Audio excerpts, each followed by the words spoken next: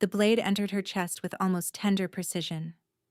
Karis felt the cold steel slide between her ribs, felt the warmth of her own blood spilling down her gown, and thought, so this is how it ends.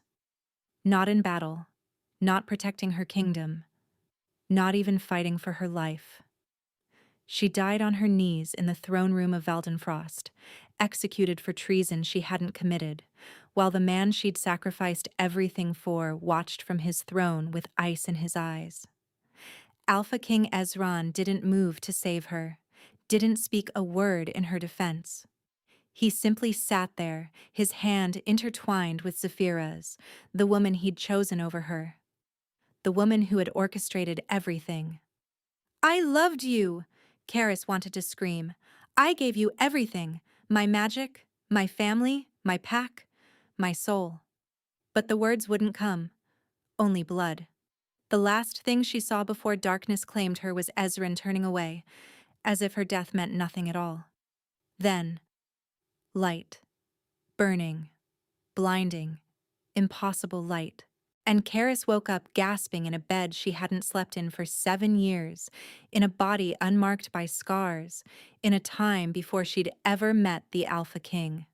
She was 16 again. She was alive. And this time, she would never let him close enough to destroy her. I will never love him again, she swore to the empty room, her voice shaking with rage and grief. I will never let him touch me, claim me, or break me. This time, I choose myself. But fate had plans neither of them understood. And vows made in pain are the hardest to keep. 3 years had passed since Karis woke in her younger body, and she had used every moment to prepare. In her first life, she had attended the Harvest Moon Gathering at 18, eager and naive. Now she was 19, older than she had been the first time, wiser, and infinitely more dangerous. The extra year had given her time to train, to plan, to harden the soft places in her heart that had once made her so vulnerable. In her first life, she had been soft, trusting, desperate for love from a father who despised her, and a pack that saw her as nothing more than a bargaining chip. When the Alpha King had arrived at that gathering, she'd been dazzled by his beauty and the impossible attention he'd shown her. She remembered how her heart had raced when he'd crossed the crowded hall, how his silver eyes had found hers through hundreds of nobles, how he'd extended his hand and said, "Dance with me." She'd thought it was fate. She'd been wrong. Now Karis stood before her mirror in the same chamber, in the same gown she'd worn that night, preparing for the same gathering. But the woman staring back at her was not the girl who had once existed. Her auburn hair fell in waves past her shoulders, but her amber eyes held no warmth. They were the eyes of someone who had died and remembered every moment of it. The ceremonial dress was silver and black, the colors of mourning, though no one else would know why she'd chosen them. Sometimes, when she woke from nightmares of her death, her fingertips tingled with something that felt like static, like power waiting to be born. She dismissed it as imagination, as echoes of trauma. Nothing more. My lady. Her handmaid, a kind older woman named Bryn, appeared in the doorway. Your father requests your presence. The delegation from Valdenfrost has arrived. Karis's hand stilled on her earring. 3 years of preparation. 3 years of hardening her heart, building her walls, learning to fight and scheme and survive. 3 years of dreading this exact moment. Tell my father I'll be down shortly, she said, her voice betraying nothing. Bryn nodded and withdrew. Karis closed her eyes and let herself remember. In her first life, she hadn't known what Ezran was until it was too late. She'd thought he was cold because he was guarded. She'd thought his distance was protection, not cruelty. When he'd chosen her as his consort over every princess and noble lady in the realm, she'd wept with joy. She'd given him her virginity on their wedding night, gasping his name like a prayer. She'd given him her magic when the curse in his bloodline threatened to consume him, pouring her own life force into his veins to keep him alive. She'd given him her family when her father tried to use her position against the crown, testifying against her own blood to prove her loyalty. She'd given him everything.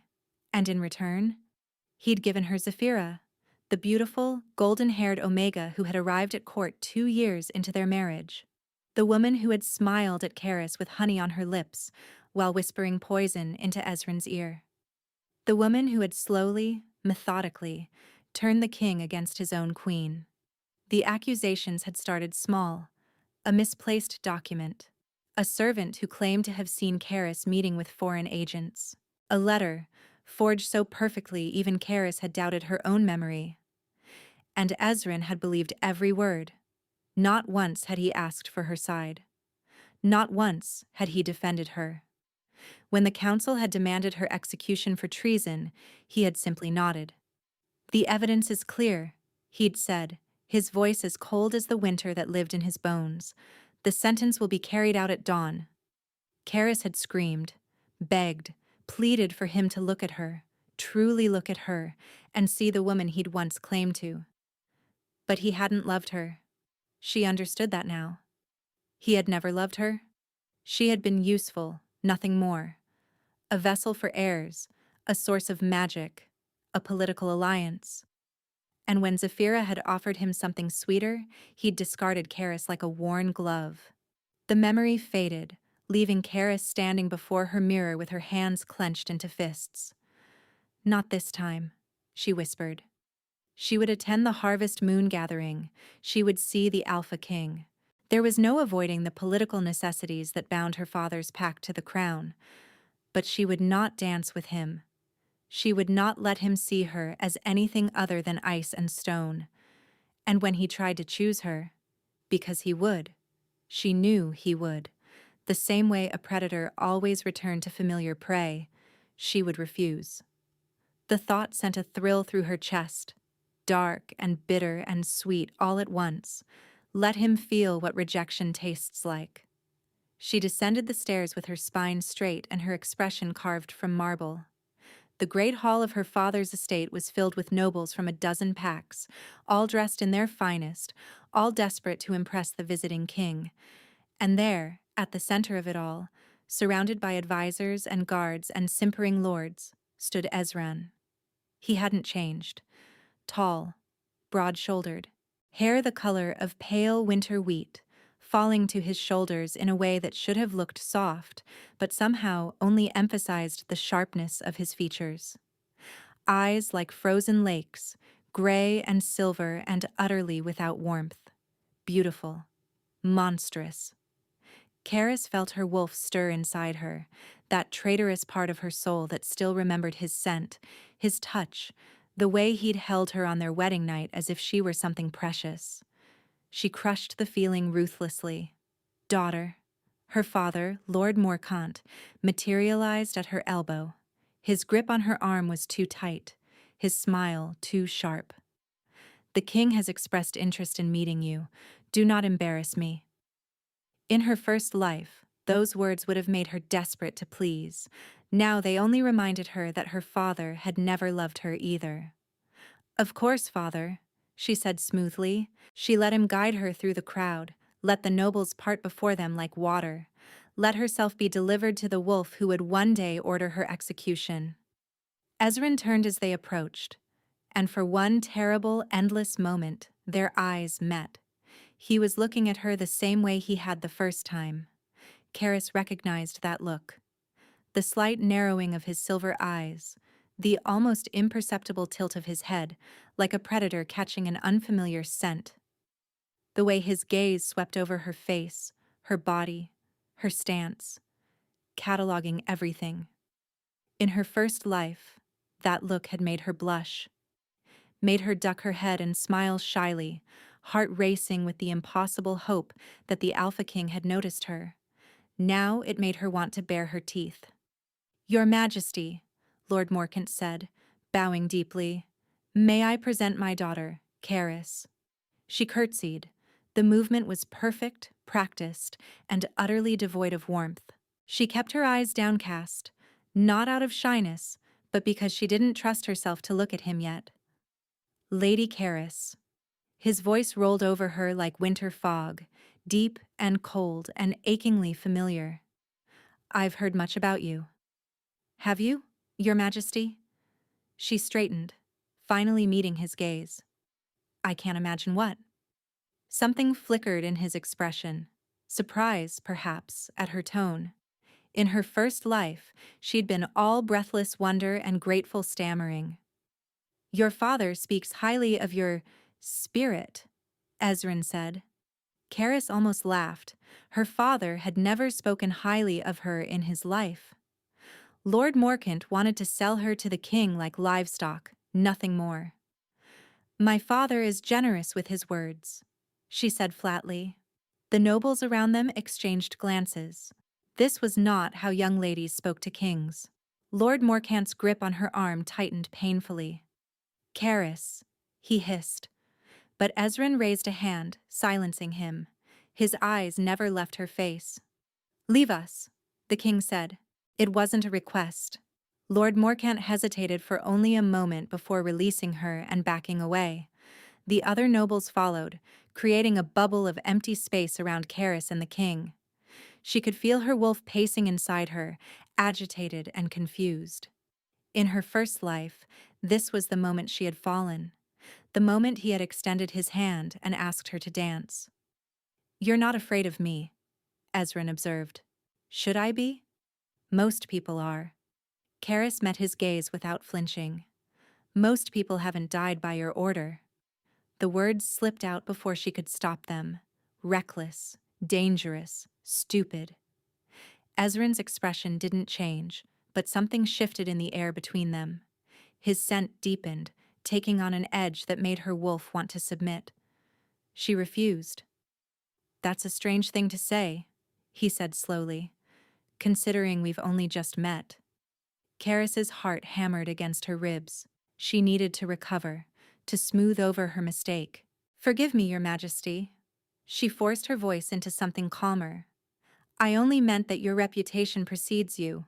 They say you're as cold as the mountain winters, that you've never shown mercy to an enemy. They say many things about me. He stepped closer, and Caris had to fight every instinct not to retreat. Most of them are true. This close, she could smell him properly. Pine and frost and something darker beneath. Something that called to her wolf despite everything she knew. This was how it had started the first time. This magnetic pull, this sense that fate itself was drawing them together. She had believed it then, had surrendered to it. Never again. Then I'll be sure to stay out of your way, Your Majesty, Caris said. She stepped back, putting distance between them. I have no desire to become your enemy. She turned to leave. Wait. The command in his voice was absolute. Her wolf responded before her mind could override it, freezing her in place. I didn't dismiss you, Ezrin said. Caris turned slowly to face him. Her hands were trembling, but she hid them in the folds of her skirt. My apologies, she said, not sounding apologetic at all. Was there something else? He studied her for a long moment. Then, inexplicably, the corner of his mouth curved upward. It wasn't quite a smile, but it was the closest thing she'd ever seen on his face. Dance with me, he said. There it was. The same words he had spoken in her first life, the beginning of everything.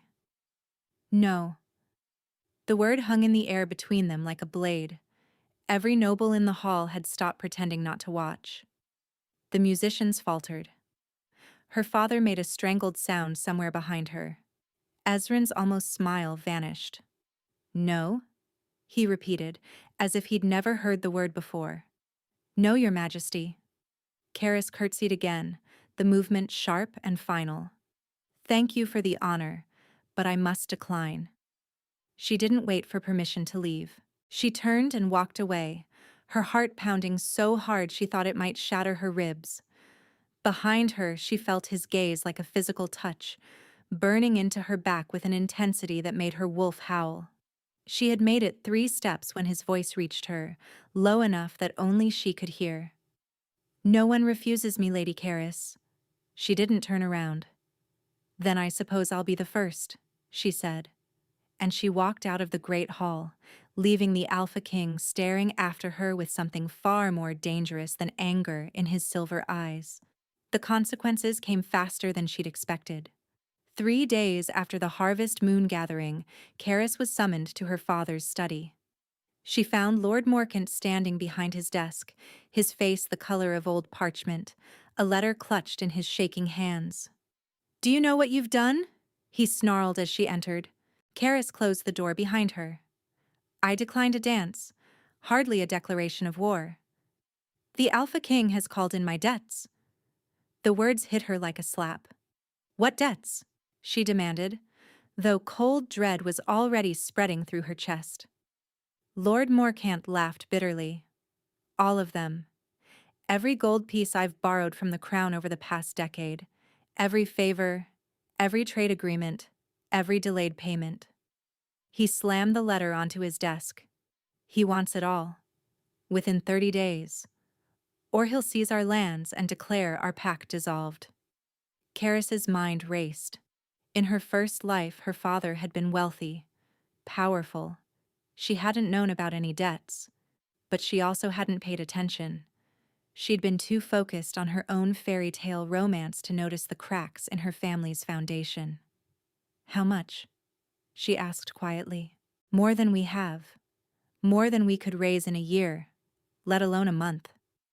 Her father's eyes found hers, and for the first time, she saw genuine fear in them. "He's going to destroy us. Because you refused to dance with him."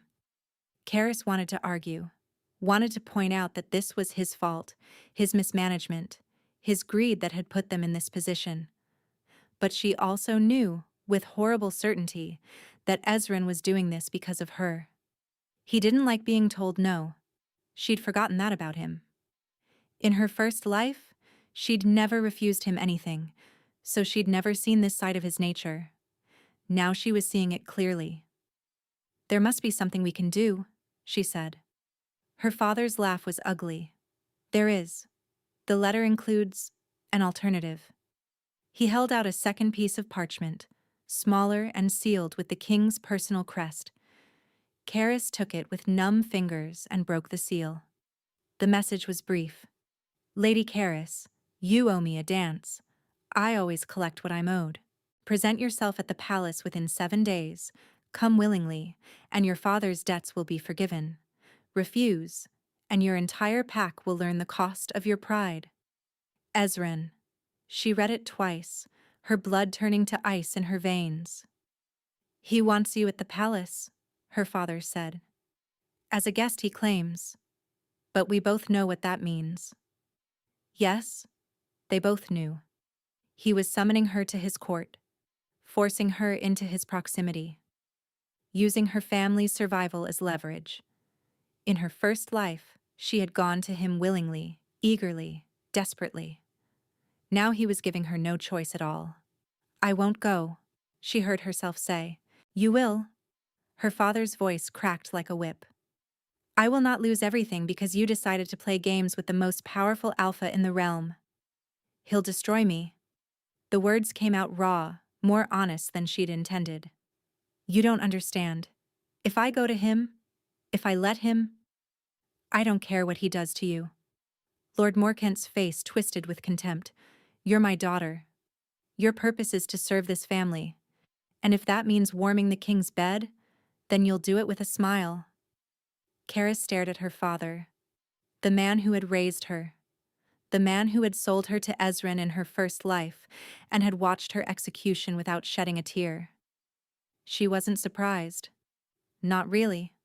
But it still hurt. "Fine," she said, her voice flat. "I'll go." Her father sagged with relief. "Good. Good. I'll have your things packed immediately. You'll leave at dawn." Caris turned to leave, then paused at the door. "Father," she said without looking back, "when this is over, I want you to remember something." "What?" "I remember everything you've done. She left him with those words hanging in the air, not caring about the confusion on his face. The journey to the royal palace took 5 days. Karis spent them in the carriage her father had provided, watching the landscape change from the golden forests of home to the frost-touched peaks of Valdenfrost. With each mile, the temperature dropped. With each mile, she drew closer to the man who had murdered her. She tried to plan, tried to strategize, but what strategy could there be against a king who held absolute power? In her first life, she had loved him. That love had blinded her to his cruelty, his coldness, his capacity for betrayal. She had made excuses for every harsh word, every distant silence, and every time he had chosen politics over her. She would not make those excuses again. But she also couldn't simply refuse him outright. He had proven that already. Her pack, her family, as much as she despised her father, innocent people would suffer if she fought him openly. So she would play a different game. She would give him nothing. No warmth, no affection, no vulnerability. She would be ice where she had once been fire, stone where she had once been yielding. Let him try to break her. She had already been broken once. She knew how to survive it. The palace appeared on the evening of the 5th day, rising from the mountains like something carved from winter itself. White stone towers reached toward a gray sky, their spires sharp enough to pierce clouds. Windows glittered with cold light, and even from this distance Karis could feel the power emanating from within. She had lived here for 5 years in her first life. She had been happy here, for a little while. She had died here. The carriage stopped at the main gates. Guards in silver and black surrounded them immediately, their wolves watching Karis with predatory interest. "Lady Karis of the Morcant Pack," the head guard announced after checking her papers. "You're expected. The king left instructions that you're to be brought to him immediately." Of course he did. Karis stepped out of the carriage into the bitter cold. She was dressed in deep burgundy, the color of dried blood, and her hair was bound in a severe style that emphasized the sharp lines of her face. She looked nothing like the blushing bride who had arrived here 7 years ago. Good. The guards escorted her through corridors she remembered too well. Past the great hall where she had danced at her wedding. Past the council chamber where she had been condemned. Past the royal quarters where she had given herself to a man who would one day betray her.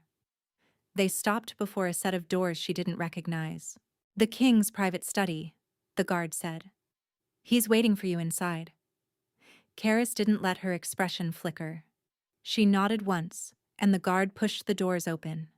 The room beyond was warm despite the cold that permeated the rest of the palace. A fire crackled in an enormous hearth. Books lined the walls, and there, standing by the window with his back to her, was Ezran. He turned as she entered. In the firelight he looked almost human, almost soft. His pale winter gaze caught the flames and reflected them back like mirrors, and for one treacherous moment Karis's wolf stirred with longing. She crushed it. "Lady Karis." His voice was silk over steel. "Welcome to Valdenfrost." "Your Majesty." She curtsied perfectly. "You didn't give me much choice in coming." "No." He gestured to a chair near the fire. "Sit. We have much to discuss." Karis remained standing. "I'd prefer to remain where I am," she said. "I don't intend to stay long."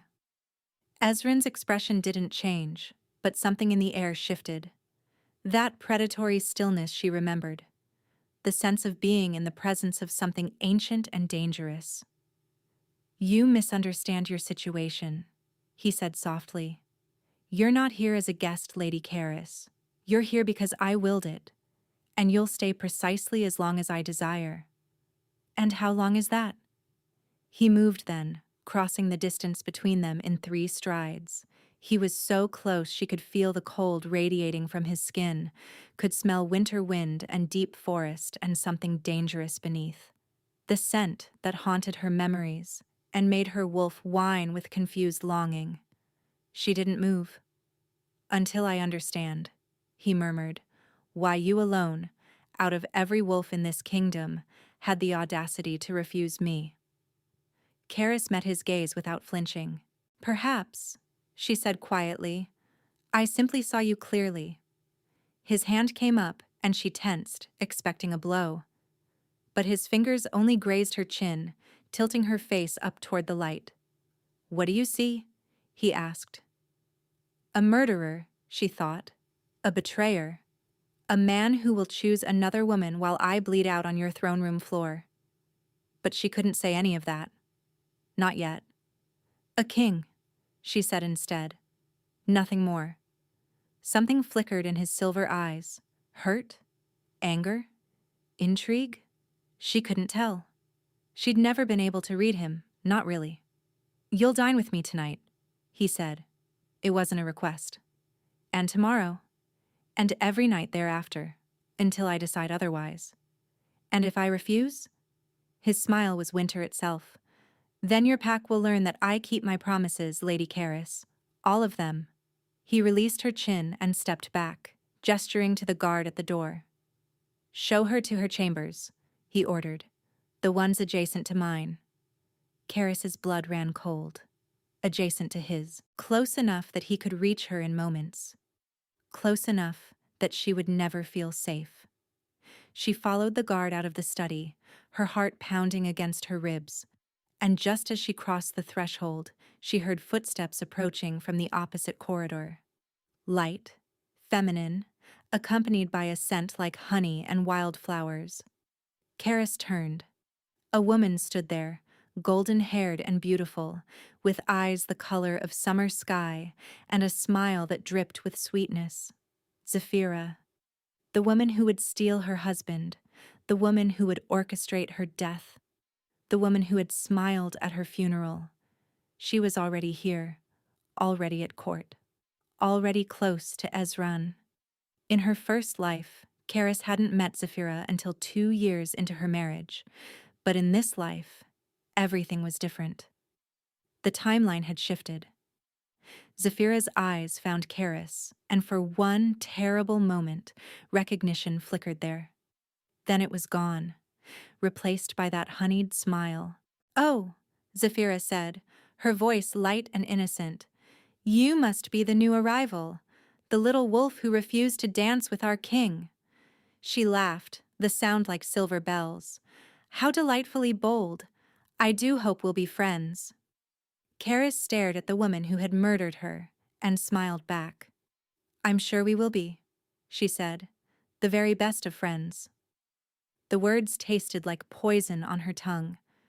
But war had many faces, and Karis had learned in her first life that the most dangerous battles were fought with smiles. This time, she wouldn't be the one who lost. The gown they'd laid out for her was white. Karis stared at it spread across her bed, pristine and delicate, adorned with silver threading that caught the candlelight like frost on glass. It was beautiful. It was also a message. White for purity. White for submission. White for a bride. She pushed it aside and dressed in black instead. The servants who'd been assigned to her, 3 Omegas with downcast eyes and trembling hands, said nothing as she ignored their king's chosen attire. They helped her into the dark gown silently, braiding her auburn hair into a crown that made her look more warrior than lady. Good. When she descended to the dining hall, every eye turned toward her.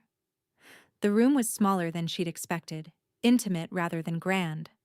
A long table dominated the space, set with crystal and silver that glittered under chandeliers. Perhaps 20 nobles were present, all watching her entrance with varying degrees of curiosity and contempt. And at the head of the table sat Ezran. His pale winter gaze found hers immediately.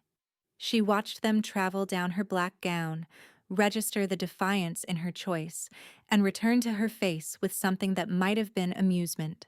"Lady Karis," he said, his voice carrying effortlessly through the room, "how bold of you to reject my gift." I found it ill-suited to my temperament, Your Majesty.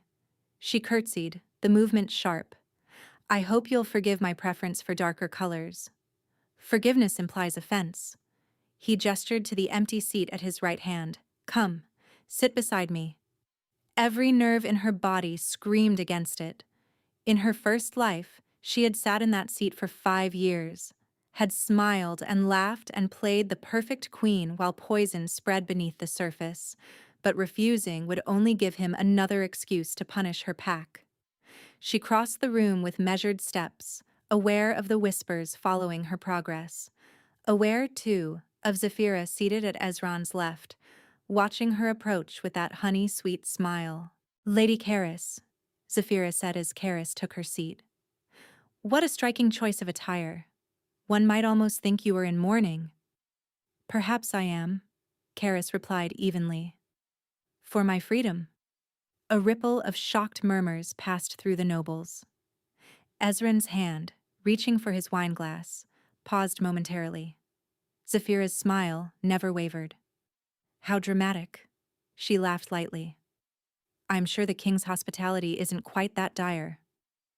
The king's hospitality involved threatening my entire pack, Karis said. Forgive me if I don't find it welcoming. Silence crashed over the table. Ezran set down his wineglass with deliberate care. When he spoke, his voice was soft, but it carried the weight of absolute authority. You speak very freely, Lady Karis. Would you prefer I lie, Your Majesty? I would prefer, he said slowly, that you remember where you are, and who I am. Their eyes locked. Karis felt the pressure of his dominance pressing against her wolf, demanding submission. In her first life, she would have crumbled, would have lowered her gaze and apologized, and spent the rest of the evening trying to win back his favor. Not anymore. I know exactly who you are, she said quietly. That's precisely why I'm afraid. Something flickered in his expression. Not anger. She knew his anger, had felt it cold and terrible in the moments before her execution. This was something else. Something almost like concern. Before he could respond, Zaphira spoke again. Your Majesty, surely you won't allow such disrespect. Her voice dripped with manufactured sympathy. The poor thing is clearly overwhelmed. Perhaps she should return to her chambers until she can compose herself. Karis turned to look at Zaphira directly. In her first life, she hadn't seen the venom behind those summer sky eyes, hadn't recognized the careful manipulation in every word. She had trusted Zaphira, had called her friend. Never again. I appreciate your concern, Lady Zaphira, Karis said sweetly. But I'm quite composed. Unless my honesty makes you uncomfortable? Zaphira's smile tightened almost imperceptibly. Not at all, she said. I simply worry for your welfare. The king can be demanding of those in his favor. Then it's fortunate I have no intention of seeking his favor. The words hung in the air like a challenge. Ezran leaned back in his chair, studying Karis with an intensity that made her skin prickle.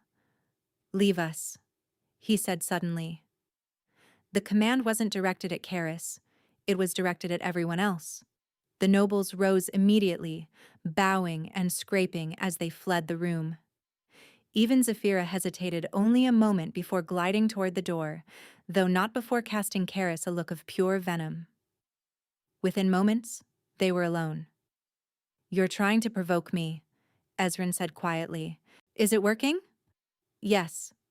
He rose from his chair and circled the table until he stood behind her. But not in the way you intended. Karis's heart hammered as she felt his presence at her back. His scent surrounded her.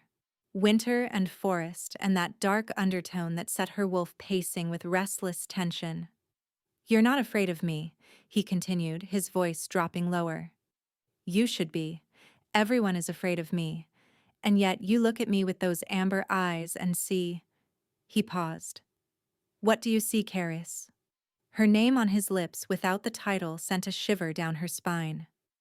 I told you, she managed. A king. Nothing more. You're lying. His hand came to rest on the back of her chair, close enough that she could feel the cold radiating from his skin. You look at me like you know me, like you've known me for years, like you hate me for things I haven't done yet. The accuracy of his words stole her breath. She turned in her chair to face him, and the movement brought them close. Too close. She could see the individual shards of silver in his irises, the sharp line of his jaw, the slight furrow between his brows. "Maybe I simply see you more clearly than others," she said. "Then tell me what you see." It would be so easy to tell him the truth, to say, "You killed me. You watched me die. You chose her over me after I gave you everything." But what would that accomplish? He would think her mad. Or worse, he would believe her, and then she would have no advantage at all. "I see a man who takes what he wants without caring who it destroys," she said instead. "I see a king who confuses fear with respect. I see someone who has never been told no and doesn't know how to handle it." For a long moment, Ezrin said nothing. Then he laughed. It wasn't cruel or mocking. It was surprised, almost delighted, as if she had given him an unexpected gift. "You," he said, "are the most infuriating woman I've ever met." I'll take that as a compliment. It wasn't meant as one. But something in his expression suggested otherwise. "You'll dine with me again tomorrow night, and the night after, until I understand what makes you so different from everyone else. And if I refuse?" He leaned closer, and his lips nearly brushed her ear as he whispered, "You won't." Then he straightened and walked out of the dining hall, leaving Karis alone with the remains of a dinner neither of them had touched. Her hands were shaking. Not from fear, she realized, from something far more dangerous. The days fell into a pattern. Each morning, Karis was escorted through the palace gardens by guards who pretended not to be watching her every move. Each afternoon, she was permitted to visit the library, where she searched desperately for any information about the curse she remembered Ezrin mentioning in her first life. And each evening, she dined with the king. The meals were torture of the most insidious kind. Ezrin spoke to her. Not the distant, formal conversation of a king to a subject, but real conversation. He asked about her childhood, her interests, and her opinions on everything from trade policy to the latest literary publications. In her first life, he had never asked her such things. He had been cold from the beginning, distant. He had taken her to his bed and planted his air in her belly. But he had never asked about her favorite season or whether she preferred poetry to prose. Now he seemed genuinely curious. "You're frowning again," Ezrin observed on the fifth evening. They were alone, as they always were during these dinners. The other nobles had learned quickly that the king did not welcome interruptions during his time with the mysterious Lady Karis. "I'm thinking," she replied. "About what?" "About you. About why you're different. About whether this is another manipulation or something real." "About home," she said instead. It wasn't entirely a lie. She did think about the Morkant estate sometimes, not with longing. There was nothing there for her, but a father who saw her as currency and servants too afraid to show her kindness. "Do you miss it?" Ezrin asked. "No." Her honesty seemed to surprise him. "Then why frown?" "Because I don't understand why I'm still here." Ezrin set down his fork. The firelight played across his features, softening the sharp lines into something almost approachable. "I told you why. I'm trying to understand you. You've had 5 days. Surely that's enough time to determine whether a simple lord's daughter is worthy of royal attention." "You're not simple." He said it like a fact, immutable and certain. "You're the furthest thing from simple I've ever encountered." Karis didn't know how to respond to that. In her first life, Ezrin had never complimented her. Not really. He had called her beautiful, but it had been in the same tone one might use to describe a painting or a fine horse.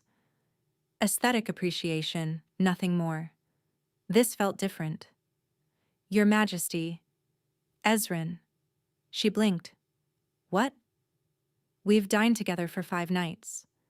He leaned back in his chair, watching her with those unreadable silver eyes. I think we've moved past titles. Call me Ezran. I don't think that's appropriate. I'm the king. I decide what's appropriate. There was no arguing with that logic. But using his name felt dangerous. Intimate. Like lowering a wall she couldn't afford to breach. Ezran, she said carefully, testing the word. It tasted like memory and grief and rage. Something shifted in his expression. Satisfaction, perhaps, or hunger. Again, he said quietly. What? Say my name again. Her wolf stirred, responding to the command in his voice. Karis gripped the edge of the table, fighting the instinct to obey. No, she said. For a moment, tension crackled between them like lightning before a storm. Then Ezran smiled. It was small, barely a curve of his lips, but it transformed his entire face, made him look younger, almost warm. You're the only person in this kingdom who tells me no, he said. Do you know how refreshing that is? I imagine it's frustrating. It should be. He tilted his head, studying her. Instead, I find myself intrigued. The word hung between them, heavy with implication. Karis pushed back from the table, suddenly needing distance. I should return to my chambers. Running away? Strategic retreat. Another small smile. Same thing. She was almost to the door when his voice stopped her. Karis. She paused, not turning around. You asked why you're still here, Ezran said. The truth is, I don't know. I only know that when I look at you, I feel like I've been looking for you my entire life, like you're the answer to a question I didn't know I was asking. Her heart clenched painfully. Those words, they were almost exactly what he had said to her on their wedding night in her first life. The night she had believed herself the luckiest woman alive. But he had said them differently then. Rehearsed. Practiced. Pretty words for a pretty bride. Now they sounded raw, confused, as if he genuinely didn't understand his own feelings. Good night, Your Majesty, she said without turning around. She fled before he could respond. That night, Karis dreamed of her death. She was back in the throne room, chains around her wrists, blood already staining her white execution gown. The council had pronounced their verdict. Treason. Conspiracy. Betrayal of the crown. All lies. But Ezran had believed them. He sat on his throne, Zaphira at his side, her hand resting possessively on his arm. His face was as cold and blank as a winter sky. Please, Dream Karis begged, please just look at me. You know me. You know I would never. The sentence will be carried out at dawn, Ezran said, and his voice held no recognition at all. No memory of the woman he had held in his arms, no trace of the man who had once told her she was the answer to everything. Zaphira smiled. The executioner raised his blade. And just before the steel bit into her flesh, Karis saw something flicker in Ezran's eyes. Something that might have been anguish. And just before the pain took her, she felt something stir in her chest. Something cold and bright and furious. Something that whispered, "This is not the end." But then the blade fell, and she saw nothing at all.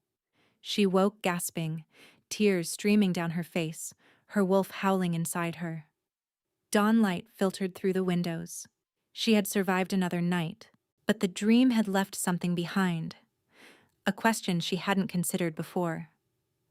In her final moments, she had seen something in Ezran's eyes. Something that didn't match the cold king who had condemned her. What if... No. She couldn't think that way. Couldn't start making excuses for him again, looking for signs that he had cared. That path led only to pain. A knock at her door made her jump. "My lady?" one of her servant girls, voice trembling. Lady Zaphira requests your presence in the solar. She says it's urgent. Karis's blood ran cold. Zaphira, requesting her presence. Alone. In her first life, Zaphira had never approached her directly until the final days, when the trap was already sprung. Their friendship had been orchestrated, gradual, designed to make Karis trust her completely. But in this life, everything was different. The timeline had shifted. Zaphira was already here, already circling, already planning. She knows, Karis thought suddenly. She knows I'm a threat. She's going to move against me before I can move against her.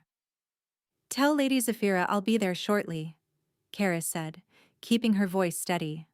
She dressed quickly, choosing a gown the color of deep wine. Not quite black, but close enough to send a message. The walk to the solar felt endless. Zaphira was waiting by the window, sunlight turning her golden hair into a halo. She looked every inch the angel she pretended to be. Lady Karis. Zaphira's smile was warm and welcoming. Thank you for coming. I thought it was time we had a private conversation. About what, Lady Zaphira? About the king, of course. Zaphira gestured to a chair. Please, sit. I promise this will be enlightening. Karis remained standing. I prefer honesty to comfort, she said. What do you want? Something flickered behind Zaphira's summer sky eyes. Annoyance, perhaps. Or recognition that her usual tactics wouldn't work here. Very well, Zaphira said, dropping the pretense. I want to know who you really are. I'm Lord Morkan's daughter. You know this. I know what you claim to be. Zaphira stepped closer and her scent shifted, that honeyed fragrance giving way to something with an edge of rot beneath. But no simple lord's daughter looks at the Alpha King the way you do. No one refuses him without reason. No one shows up at court knowing exactly which battles to fight and which to surrender. Karis kept her expression neutral, but her heart was racing. Zaphira was clever. She had always been clever. It was why her manipulations had worked so perfectly in the first life. I have no idea what you're talking about, Karis said. Don't you? Zaphira's smile turned sharp. You look at me like you know me, Karis, like we've met before, like you hate me for things I haven't done. The same words Ezrin had used. They saw it, both of them. The weight of memory in her eyes, the knowledge she shouldn't have. She was being too careless. Perhaps you remind me of someone, Karis said carefully. Someone who hurt me once. Interesting. Zaphira tilted her head. And does the king also remind you of someone? The king reminds me that power without compassion is dangerous. How philosophical. Zaphira moved to the window, her back to Karis. Let me be direct. Whatever game you're playing, whatever plan you have, it won't work. Ezrin is mine. He has been mine since before you were born. Karis's breath caught. Since before she was born? In her first life, Zaphira had appeared as a new arrival at court, a distant cousin from a minor house, seeking position and favor. She had seemed as surprised by her connection to Ezrin as anyone, but if she had known him before... What exactly is your relationship with the king? Karis asked. Zaphira turned, and her smile was triumphant. I was his first love, she said, before his father forbade the match. Before he was forced to set me aside and seek a political alliance instead. Before you. She paused, letting the words sink in. Did you think his father's decree kept me away forever? I returned the moment the old king died. I've been at Ezrin's side for 5 years now, slowly reclaiming what was always mine. The words hit Karis like a physical blow. His first love.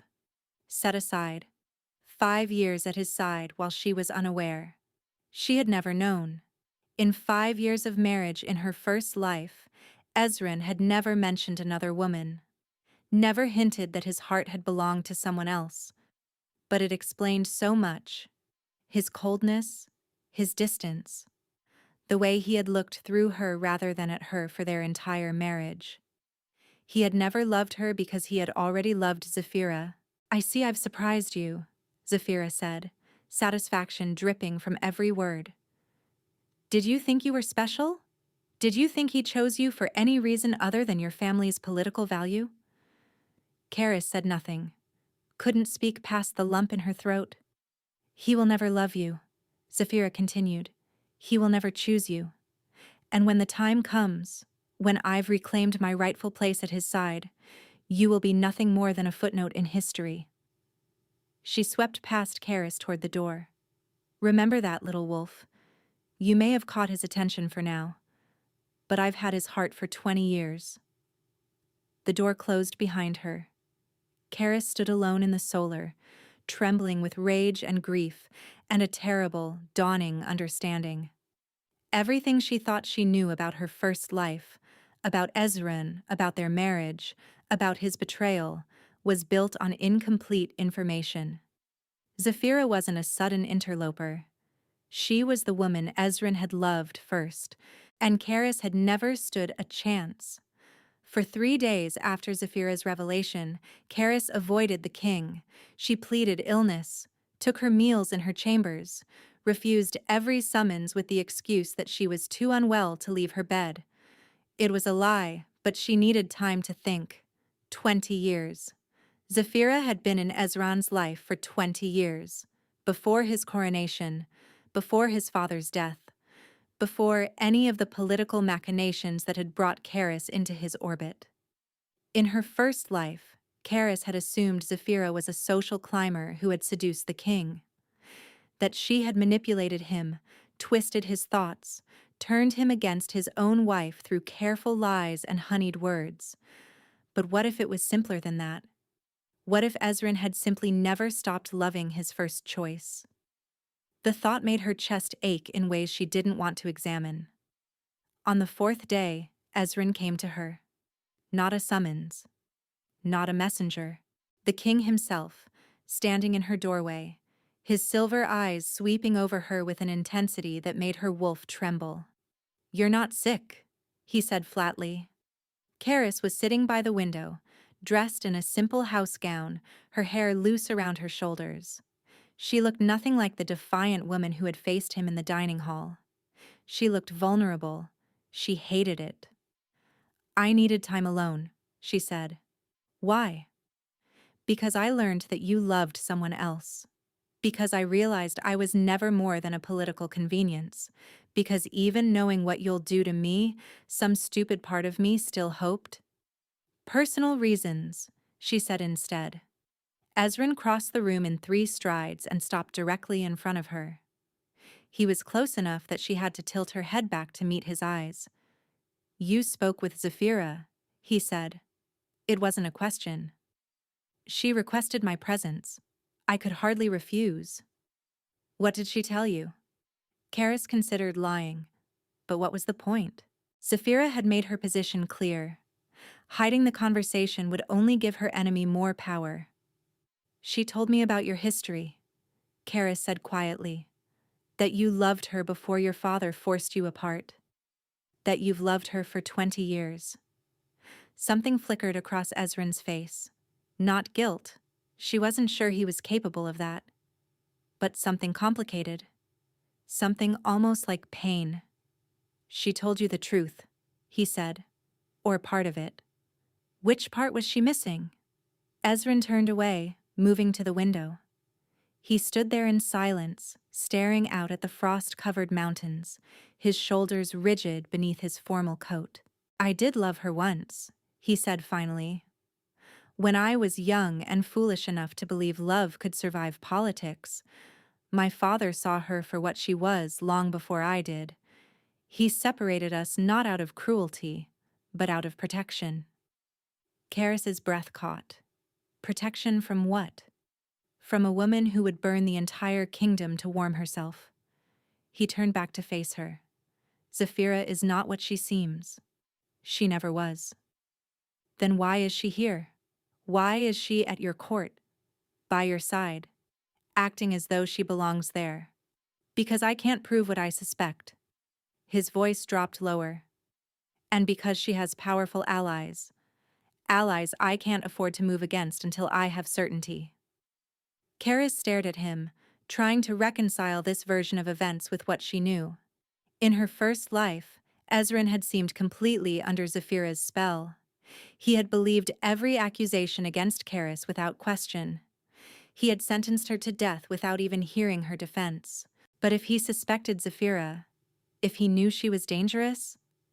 "Why are you telling me this?" Karis asked. Ezran moved closer, slowly, giving her time to retreat. She didn't. "Because you're the first person in 20 years who's looked at Zaphira without being fooled by her mask," he said. "Because you see her clearly, the way my father did, the way I should have from the beginning."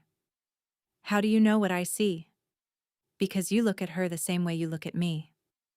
His hand came up, fingers hovering near her face without quite touching.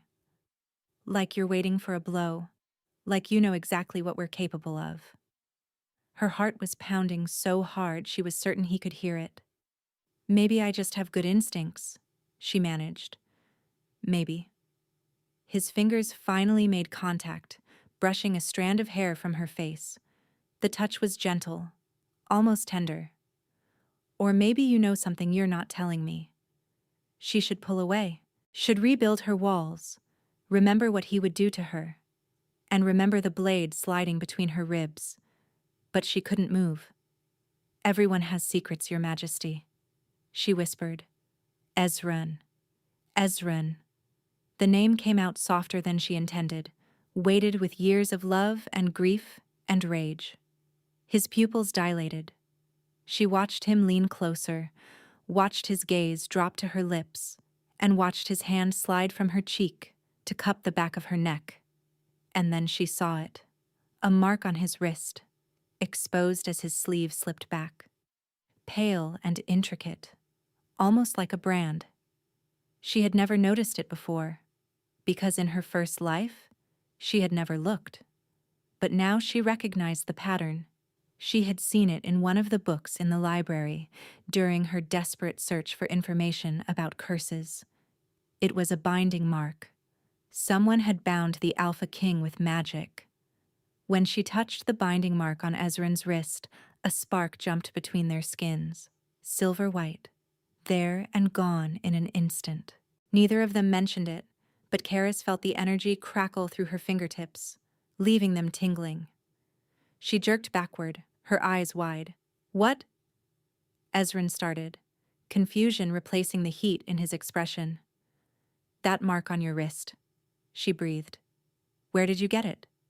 His face shuddered instantly. The warmth vanished, replaced by the cold mask she remembered from her first life. "That's not your concern." "Ezran, I said it's not your concern." His voice cracked like ice breaking. He stepped back, pulling his sleeve down to cover the mark. "We'll continue this discussion another time." He turned and strode toward the door. "Wait!" Karis grabbed his arm before she could stop herself. "Please, if someone has bound you, if there's magic involved." He froze, looked down at her hand on his arm. When he spoke, his voice was barely audible. "How do you know what binding marks look like?" She had made a mistake, a terrible, revealing mistake. I saw it in a book," she stammered. "In the library. I was curious about magical theory and—" "No." He turned to face her fully, and his pale gaze burned with intensity. "You recognized it instantly. You knew exactly what it was. No casual reader would identify a binding mark that quickly." Karis's mind raced, searching for an explanation that wouldn't expose everything. "My grandmother was a healer," she said desperately. "She taught me about various magical afflictions before she died. I recognized the pattern from her lessons. It was a lie, and not a particularly good one." Ezran studied her for a long moment, his expression unreadable.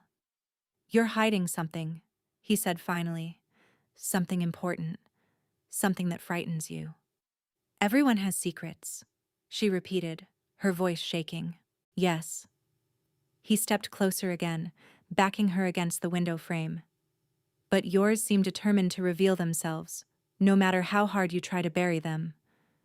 His hand came up to cup her face, forcing her to meet his gaze. I will discover the truth about you, Carice, he murmured, one way or another. And when I do. He didn't finish the sentence. He didn't need to. He released her and walked out, leaving her trembling against the window, her secrets fraying at the edges. And in the shadows of the corridor outside her room, unseen by either of them, Zaphira watched. Her smile had turned to ice.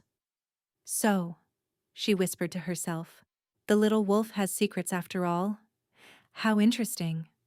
She turned and glided away, already planning her next move. The game had only just begun. The library became Karis's sanctuary. After Ezran's departure, after Zaphira's hidden observation, Karis threw herself into research with desperate intensity. She pulled every book on binding magic, every scroll on curse work, every ancient text that might explain the mark she had seen on the king's wrist. What she found made her blood run cold. The mark wasn't a simple binding. It was a thrall seal, one of the most forbidden magics in existence.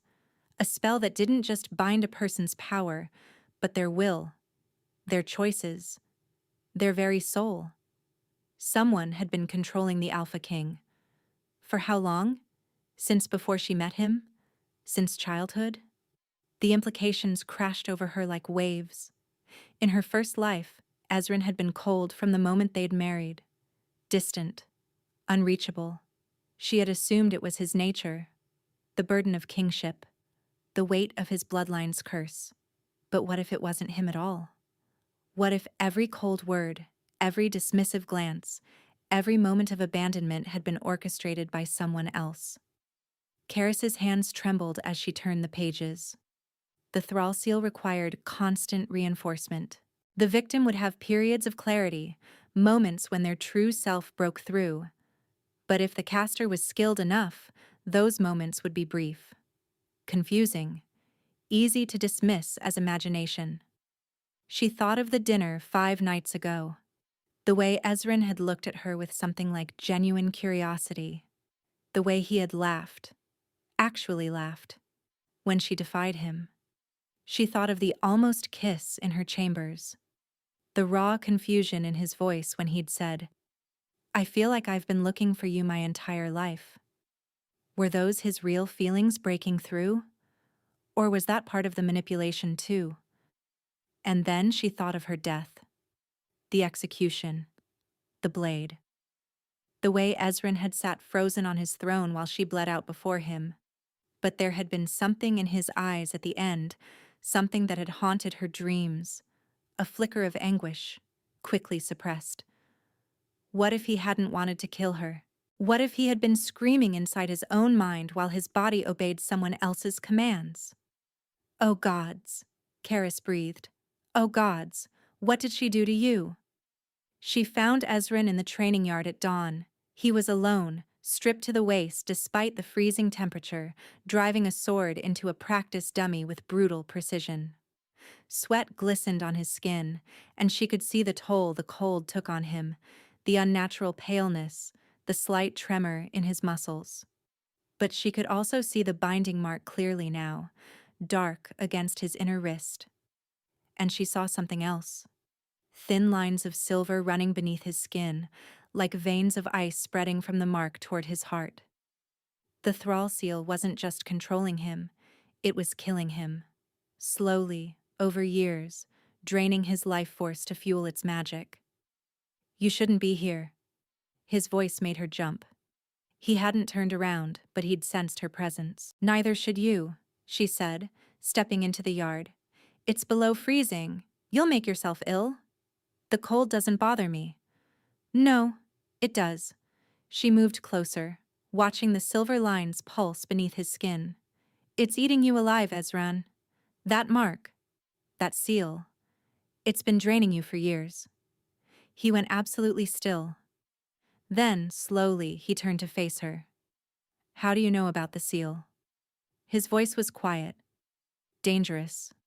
And don't tell me your grandmother taught you. We both know that was a lie. Karis took a deep breath. She had spent the entire night debating this moment. Whether to reveal herself, whether to trust him with the truth. Every instinct screamed that it was too dangerous, that he would think her mad, that she was giving away her only advantage. But she couldn't watch him die again. Not when she finally understood. Because I've lived this before, she said. Silence. I don't understand, Ezrin said slowly. I know. Karis stepped closer until she was close enough to touch him.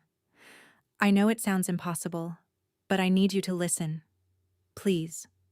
Something in her voice, the desperation, the grief, made him pause.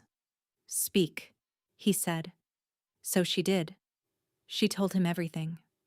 Their marriage in her first life. The 5 years she had spent loving him, serving him, giving him everything she had. The way Zaphira had arrived and slowly turned him against her. The false accusations, the trial, the execution. She told him about the blade entering her chest, about dying on the floor of his throne room while he watched without expression. And she told him about waking up 3 years ago in her younger body, with every memory intact and a vow to never let him close enough to hurt her again.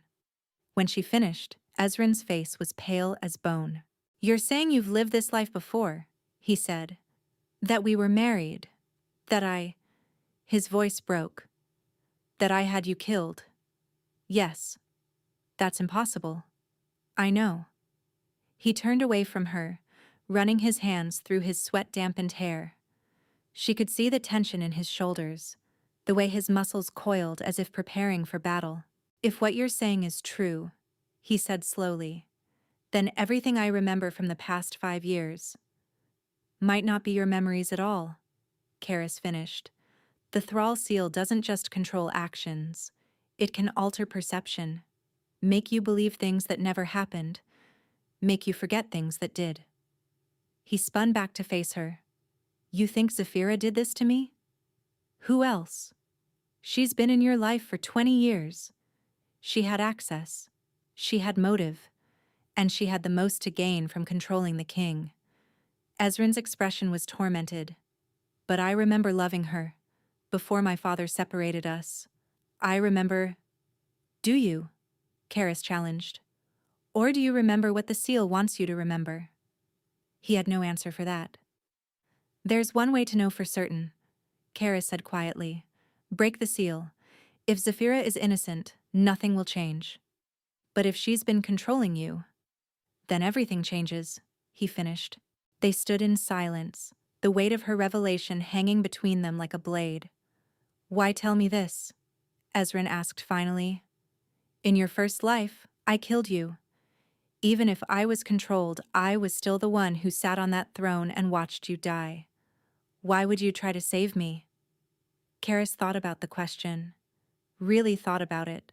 She had spent 3 years hating him. 3 years preparing to resist him, to protect herself, to never let him close enough to cause her pain again. But standing here, looking at the silver lines creeping toward his heart, looking at the confusion and anguish in his eyes, she realized something. She had never stopped loving him, even after everything, even knowing what he had done. Because you weren't the one who killed me, she said quietly. Not really. And because in my first life, I never had the chance to save you. I was too blind to see the truth until it was too late. She reached out and took his hand, her fingers tracing the binding mark on his wrist. This time, I see clearly, she said, and I'm not going to let her win. Ezrin stared at her for a long moment, then, slowly, his fingers intertwined with hers. How do we break it? He asked. Before Karis could answer, a scream shattered the morning air. They both spun toward the palace. Smoke was rising from the east wing, the wing where Zaphira's chambers were located. She knows, Karis breathed. She knows I've figured it out. Ezran's expression hardened into something lethal. "Then let's end this," he said. They ran through corridors filling with smoke and chaos. Servants fled in every direction. Guards shouted conflicting orders. The entire East Wing was engulfed in flames that burned an unnatural green, witch fire, impossible to extinguish with water. "She's burning the evidence," Karis realized. "Whatever she used to cast the seal, whatever proof existed, she's destroying all of it." "Then we stop her before she escapes," Ezran growled. They found Zaphira in the main courtyard. She stood at the center of a circle of guards. Not palace guards, Karis realized with horror, but her own personal soldiers, men she must have been placing in positions of power for years. They wore the king's colors, but their loyalty was clear from the way they positioned themselves between Zaphira and the approaching monarchs. "Ezran, darling," Zaphira's voice was calm despite the chaos around her. "I was wondering when you'd arrive." "It's over, Zaphira." Ezran's voice carried the full weight of his alpha authority. "Whatever game you've been playing, it ends now." "Game?" She laughed, and the sound was nothing like the silver bells Karis remembered. It was sharp, cruel, triumphant. "This isn't a game, my love. This is 20 years of careful planning finally coming to fruition." She raised her hand, and Karis saw the matching mark on her wrist, the other half of the thrall seal, the caster's anchor. "Did you really think I would let them marry you off to some political nobody?" Zaphira continued. "You were supposed to be mine. Your father saw to it that we were separated, but he couldn't stop me from taking what I wanted. He just delayed it." "You killed my father," Ezran said, realization dawning. "The hunting accident wasn't an accident." Zaphira smiled. "He was getting too close to discovering what I'd done, just like your little wolf here." Her eyes found Carrie's, and all pretense of warmth vanished. "You should have stayed dead," Zaphira hissed. "I don't know how you came back.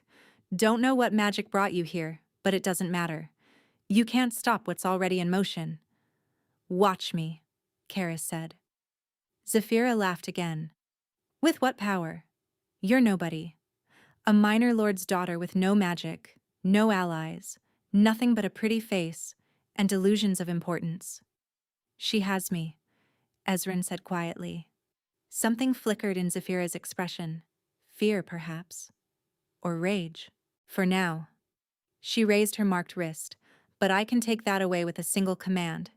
Kneel, Ezran." The word resonated with power, and Ezran dropped to his knees. "No."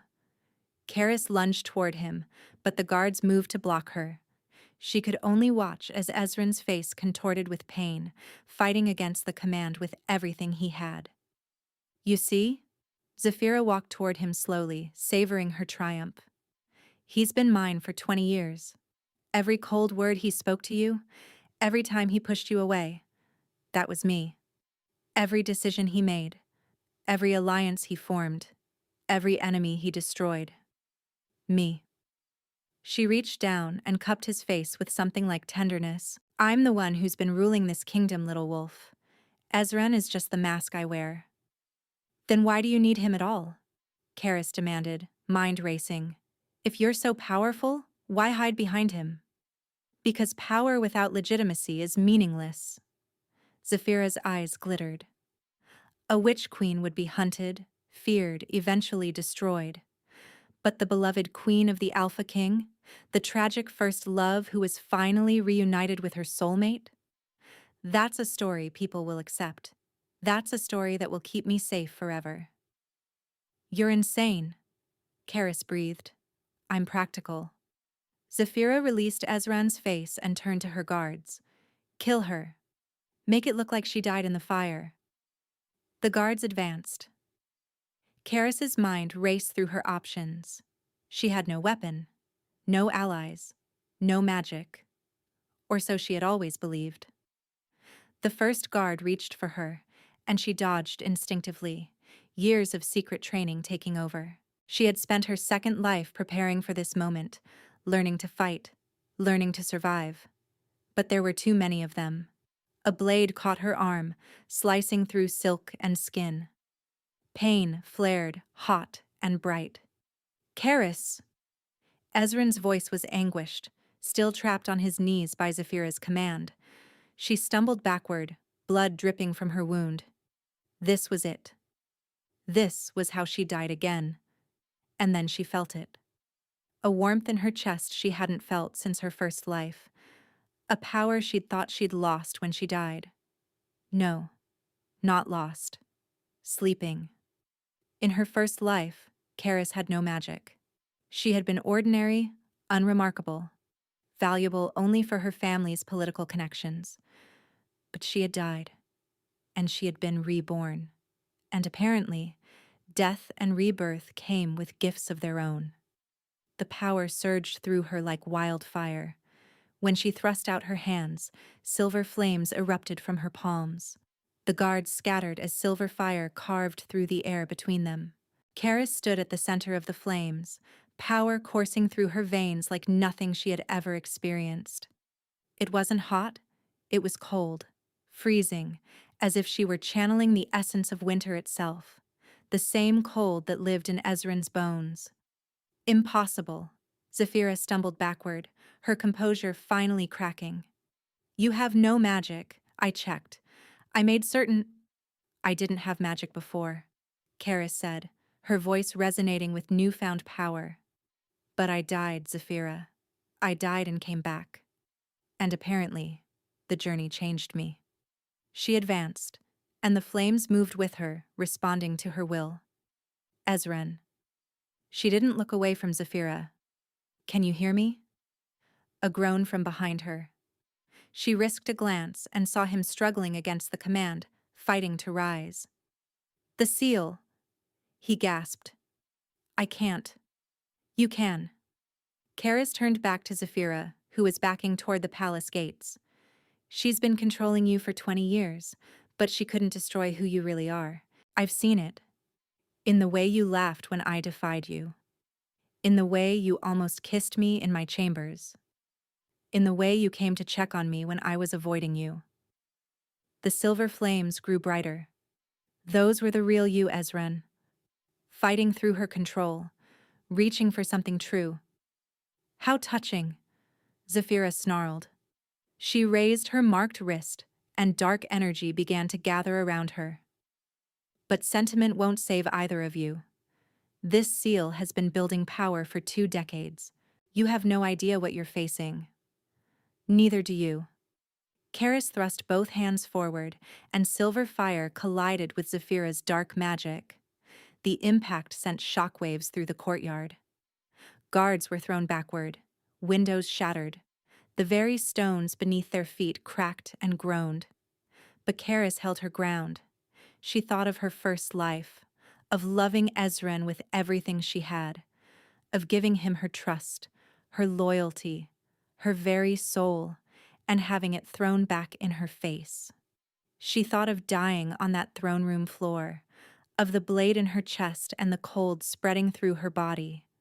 And she thought of this life, of the man who had looked at her with genuine curiosity, who had asked about her favorite season and whether she preferred poetry to prose, who had stood in her chambers with vulnerability in his silver eyes and said, I feel like I've been looking for you my entire life. The real Ezran had been fighting for her all along, she just hadn't seen it. I'm not going to let you take him, Karis growled. Not again. Not ever again. She poured everything she had into the flames, and felt Ezran's hand close around hers. He was standing. Somehow, impossibly, he had broken through the command enough to reach her. His face was ashen with effort, blood dripping from his nose, but his eyes were clear. His eyes were his own. Together, he said. Their power merged. Silver and ice twisted together into something entirely new. A flame so cold it burned, a frost so hot it blazed. It crashed into Zaphira's dark magic like a tidal wave. She screamed. The thrall seal on her wrist shattered. The corresponding mark on Ezran's wrist exploded into shards of light. the silver lines beneath his skin dissolving like morning frost. And Zaphira crumpled to the ground, her power broken, her plans destroyed. Silence fell over the courtyard. Karis's legs gave out. She would have fallen if Ezran hadn't caught her, pulling her against his chest with desperate strength. "You're alive," she whispered. "It worked. You're free. Because of you." His voice was ragged. "Karis, I remember. I remember everything." She looked up at him and saw tears tracking down his face. "The wedding. Our marriage. Every time I pushed you away. Every cold word. I was screaming inside, trying to reach you. But she had me so completely that I couldn't." His voice broke. "And then the execution. I watched you die. I felt the blade enter your chest as if it were my own body, and I couldn't stop it. I couldn't do anything except watch while the woman I loved bled out on my throne room floor." The woman he loved. Karis's heart shattered and reformed in the same instant. "You loved me?" she whispered. "Always." He cupped her face in hands that were warm now, finally warm. "From the first moment I saw you at the Harvest Moon gathering." But she twisted everything. "Made me believe you were a political convenience at best, a threat at worst. I fought so hard to reach you, and I failed. Every time, I failed." "You didn't fail." Tears spilled down her own cheeks. "You're here now. You found your way back. Because you came back for me." He pressed his forehead to hers. "You died, and you came back. And even after everything I did to you, everything she made me do, you still tried to save me." "Of course I did." "Why?" She could have given him 100 reasons: strategy, justice, revenge against Zaphira. But only one was true. "Because I never stopped loving you," she said. "Even when I thought I hated you.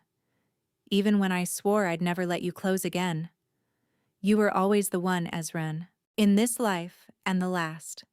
He kissed her. It wasn't gentle. It wasn't careful. It was desperate and fierce, and tasted like tears and relief and 20 years of stolen moments finally reclaimed. When they broke apart, both gasping, the courtyard had filled with palace guards. Real ones, loyal ones, who had been freed from Zaphira's influence the moment the seal shattered. "Your Majesty." The captain of the guard bowed deeply. "What are your orders?" Ezran looked at the crumpled form of Zaphira, then at the burning east wing, then at the woman in his arms. "Arrest her," he said. "She'll stand trial for treason, murder, and the use of forbidden magic." And someone put out those fires. In the chaos that followed, many truths emerged. Lord Morkant's complicity with Zaphira was exposed. He had accepted gold to deliver his daughter to a controlled king, knowing full well what awaited her. He was stripped of half his lands but spared imprisonment at Karis's request.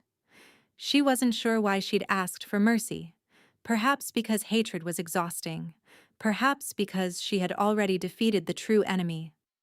Ezran turned back to Karis. "As for you, my lady," he said, his voice dropping to something intimate, "we have a great deal to discuss." 3 months later, the kingdom of Valdenfrost gathered for a royal wedding. But this was not the quiet political arrangement of Karis's first life. This was a celebration. Thousands lined the streets. Flowers were thrown from every window. Music filled the air from dawn until dusk. The Alpha King was marrying for love. Karis stood before her mirror in the bridal chambers, dressed in a gown of deep silver that matched Ezran's eyes.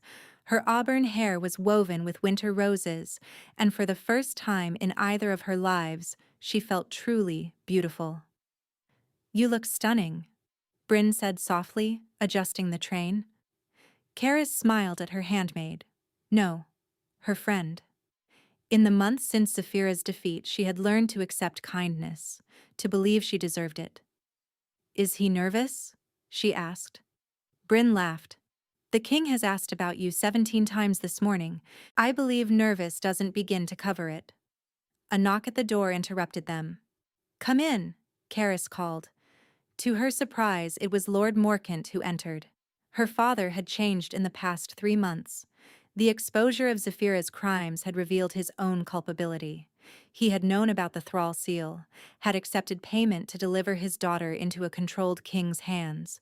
He had escaped imprisonment only because Karis had spoken on his behalf. She still wasn't sure why she'd done it. "Daughter." He bowed stiffly. "You look, well, father." She didn't rise, didn't offer him a warmer greeting. Some wounds took longer to heal than others. "I came to apologize." The words hung in the air. "I knew what Zaphira was doing," he continued, not meeting her eyes. "I told myself it didn't matter, that you were just a daughter, just a means to power and wealth. I was wrong." Karis said nothing. "I don't expect forgiveness," Lord Morcant said. "I don't deserve it. But I wanted you to know. I am proud of you. Of the woman you've become. Of the queen you will be." He bowed again and left. Karis sat in silence for a long moment. Then she rose, smoothed her gown, and walked toward the door. She had a wedding to attend. The cathedral was filled to bursting. Nobles and commoners alike had been invited. A revolutionary act that had shocked the old guard but delighted the people. Karis walked down the aisle alone.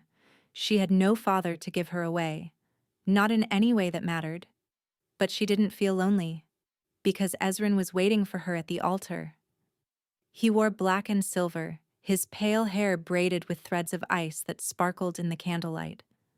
When he saw her, his entire face transformed.